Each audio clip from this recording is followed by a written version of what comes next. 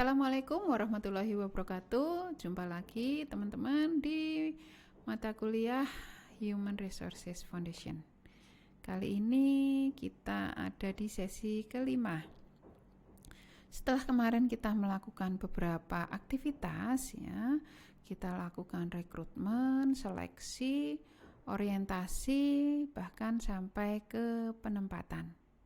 Berikutnya adalah pelatihan dan pengembangan SDM.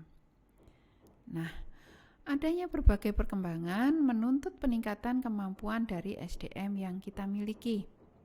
Tentu saja kita harus selalu siap untuk beradaptasi agar tidak tertinggal. Sehingga kita perlu menyesuaikan diri ya dari SDM yang dimiliki agar bisa mempunyai kemampuan atau keterampilan yang sesuai dengan tuntutan atau perkembangan. Ya, sehingga untuk itu maka diperlukan berbagai program pelatihan maupun pengembangan.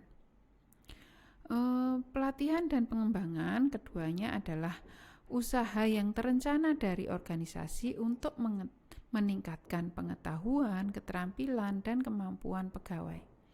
Apa beda antara pelatihan dan pengembangan? Untuk pelatihan di sini lebih ditekankan pada peningkatan kemampuan untuk melakukan pekerjaan yang spesifik pada saat ini. Jadi bila mana ada perkembangan baru, misalnya harus menggunakan program baru, harus menggunakan alat-alat terbaru, tentu saja harus dilakukan penyesuaian dari sebelumnya yang SDM belum menguasai sehingga dituntut harus menguasai, maka diperlukanlah program pelatihan. Jadi untuk mengerjakan atau melakukan pekerjaan yang dihadapi saat ini. Untuk pengembangan lebih ditekankan pada peningkatan pengetahuan untuk melakukan penugasan di masa yang akan datang. Nah, jadi bila mana kita lihat di sini ya, perbandingan antara pelatihan dan pengembangan umumnya diberikan bila mana ada kesenjangan antara kemampuan kerja dan tuntutan tugas. Jadi seberapa banyak atau seberapa besar tingkat kemampuan yang dimiliki oleh SDM dengan tuntutan pekerjaan yang harus mereka bisa lakukan. Untuk menyelesaikan pekerjaan saat ini, maka kita berikan program pelatihan atau training untuk menyelesaikan pekerjaan-pekerjaan di masa yang akan datang, untuk dipersiapkan untuk bisa mengemban suatu pekerjaan di masa yang akan datang, maka yang diperlukan adalah development atau pengembangan. Nah, di sini mungkin lebih detail lagi berbagai komponen atau pembeda antara pelatihan dan pengembangan. Untuk fokus pelatihan adalah kemampuan spesifik yang relatif lebih sempit. Nah, berbeda dengan pengembangan di mana fokusnya di sini adalah peningkatan kapasitas dalam setiap penugasan. Kemudian untuk jangka waktu pelatihan itu biasanya pendek, dalam hitungan hari, minggu, atau bulan. Kemudian untuk pengembangan umumnya jangkanya lebih panjang. Tujuan pelatihan dapat menyelesaikan atau menunaikan pekerjaan saat ini. Untuk pengembangan tujuannya dapat menangani berbagai penugasan di masa yang akan datang. Jadi misalnya seorang karyawan apabila dipersiapkan atau menjadi kandidat untuk suatu jabatan yang lebih tinggi di masa yang akan datang, ada baiknya diberikan tambahan kemampuan, pengetahuan, itu maka dilakukan program pengembangan. Untuk pelatihan hasilnya langsung dan cepat karena untuk menyelesaikan tugas-tugasnya saat ini. Misalnya ada program baru yang tadinya belum dikuasai oleh karyawan tersebut, kemudian dilakukan pelatihan. Setelah pelatihan diharapkan karyawan bisa menguasai program baru tersebut. Nah, jadi bisa dilihat hasilnya langsung dan cepat apakah sudah dikuasai atau belum. Untuk pengembangan mungkin tidak secara langsung karena mungkin diberikan saat ini baru kita bisa lihat di masa yang akan datang, karena penugasannya dalam jangka waktu yang panjang di masa yang akan datang. Jadi pengukuran efektivitasnya untuk pelatihan kita bisa lihat dari penilaian kinerja, bisa kita lihat dari analisis biaya dibandingkan dengan hasilnya bagaimana, bisa juga dari tes-tes yang dilakukan. Biasanya untuk pelatihan ada pre-test sebelum pelatihan, atau kemudian setelah pelatihan akan ada post-test untuk membandingkan apakah kemampuan yang dimiliki karyawan tersebut setelah pelatihan meningkat atau justru tidak. Ya, jadi nanti bisa dilihat efektif tidaknya pelatihan dari salah satunya dari tes tersebut. Untuk pengembangan tentu kita bisa lihat di mana SDM tersebut siap untuk ditugaskan untuk tugas-tugas di masa yang akan datang, ya, seperti promosi. Jadi saat mereka akan dipromosikan, mereka bisa dipersiapkan sebelumnya. Ada beberapa faktor penyebab perlunya pelatihan, ada kualitas angkatan kerja, persaingan, perubahan, alih teknologi maupun demografi. Tujuan pelatihan maupun pengembangan sebenarnya sama, ya, untuk memastikan adanya kesesuaian antara persyaratan yang dituntut oleh suatu pekerjaan dengan keterampilan maupun kompetensi karyawan.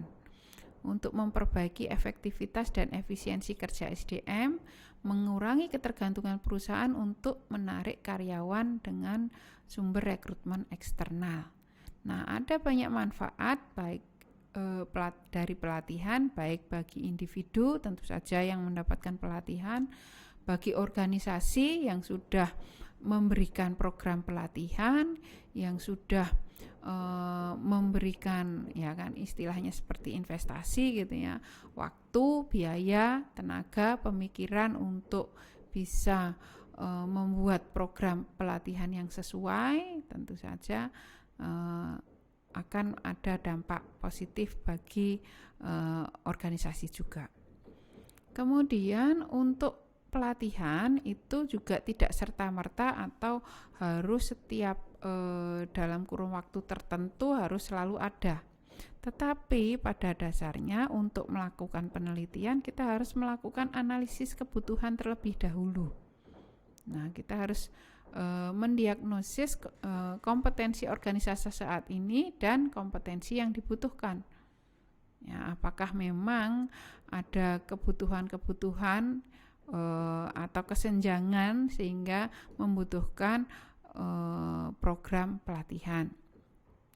Kemudian kita juga harus menentukan tujuan pelatihan itu secara spesifik, apakah nanti akan menuntut adanya perubahan perilaku atau perubahan pengetahuan.